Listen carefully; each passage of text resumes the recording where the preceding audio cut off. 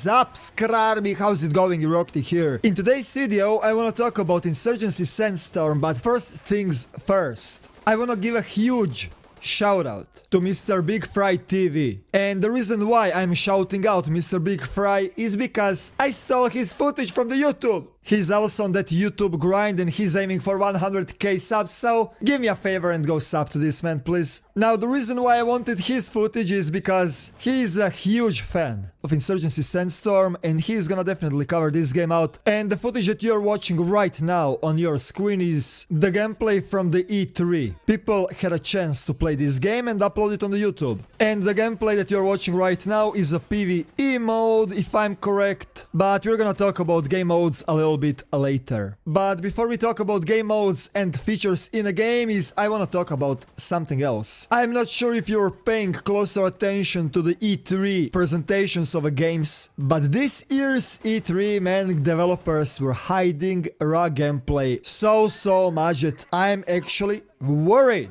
Not with the Insurgency though. You know why? Because they do not have anything to hide. They just gave full permission for the people to upload the footage on the YouTube and that's it. And with watching raw footage of a gameplay in a co-op mode without any scripts and trailers, it looks fucking impressive, okay? Just by watching this footage, it seems like it is easy to learn but hard to master. But if you're thinking that, you are wrong. There is so many features that you actually need to learn. And by watching a gameplay footage from somebody playing the game in the first 10 seconds, you're gonna know if that guy is a pro or a noob. I'm gonna give you the example with the reload mechanic in a game. Mechanic that they're doing in the Insurgency Sandstorm is pretty similar with the Escape from Tarkov reload mechanic. Although they went few steps above. For those of you that never played Escape from Tarkov, I do not know how the hell did you found my channel, but anyways, you have slow and a fast reload. If you press R once, you're gonna reload slow and your character is gonna save the magazine. Or if you decide to do fast reload, your character is gonna reload the gun much faster,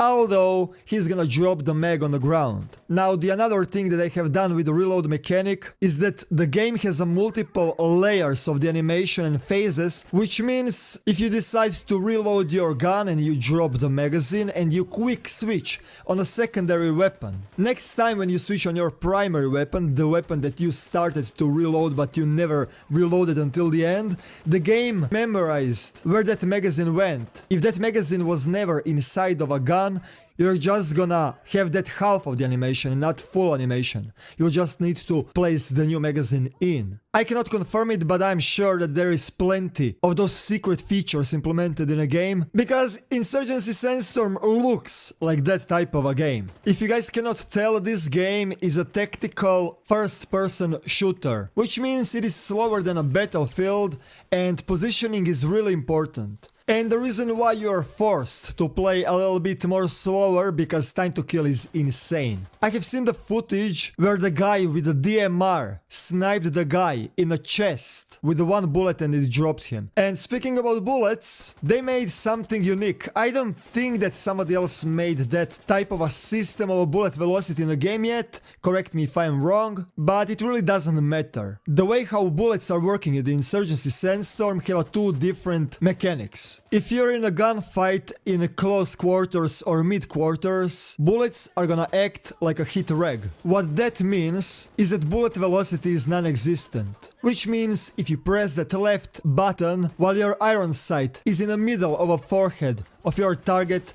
it is gonna instantly connect with the target. That type of a system exists in a game to decrease lag, netcode and other bullshit that are happening in the games nowadays. And the reason why this is not so popular is because of snipers.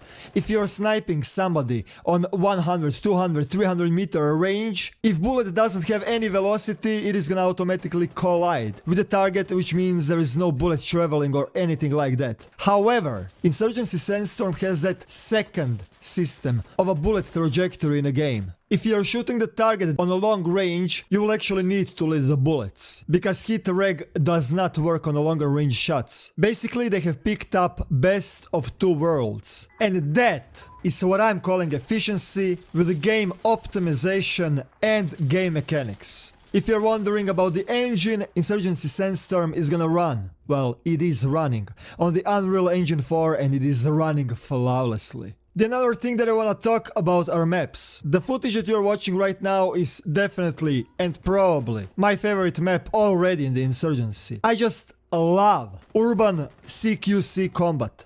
And this map looks amazing. It is definitely for my taste. Close to mid-range combat, automatic rifles, let's go! I'm sick and tired of a foliage in the games where people are peeking behind the trees 24/7. And to be honest, I really do like the style of the details on a map. There is not that many like unnecessary objects on a map, which is gonna greatly increase FPS, that's for sure. But also they min-maxed the quality of the map with the smart positioning of objects on a map, so it actually looks like there is plenty of stuff. But like I said, not too many, because your eye can be easily distracted with the bullshit cans on the floor, while in reality you actually have to focus your eyes on headshots. The game is gonna have 3 different modes in a PvP: push, firefight and capture the base, and it is gonna also have a PvE that is gonna be co-op, and in the co-op you will also have a chance to play in 3 different modes: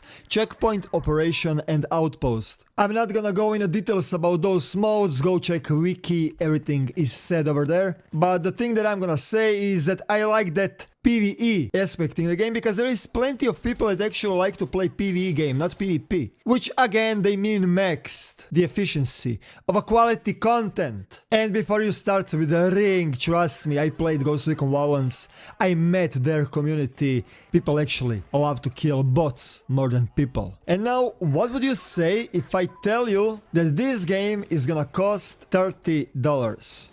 Well, 30 euros for me, because I live in the Europe. And that's official price on Steam, which means there are gonna be probably other ways to even decrease that price. The another thing, there is a 10% discount right now, and if you bought previous Insurgency, you're gonna have 20% discount. And of course, with the pre-order you're gonna get some random stuff in a game. Game is gonna be available on PC, PS4 and the Xbox, although consoles are gonna have to wait for a little bit. And the date when the Insurgency Sandstorm is gonna be out is September 2018. And I wanna talk about that September 18. If you pre-order, you're gonna get early access a few weeks before the release. And just FYI, they couldn't nail it better. September is the date for this game. And the reason why is because month after Battlefield 5 and Call of Duty Black Ops 4 are coming out. And with releasing this type of a game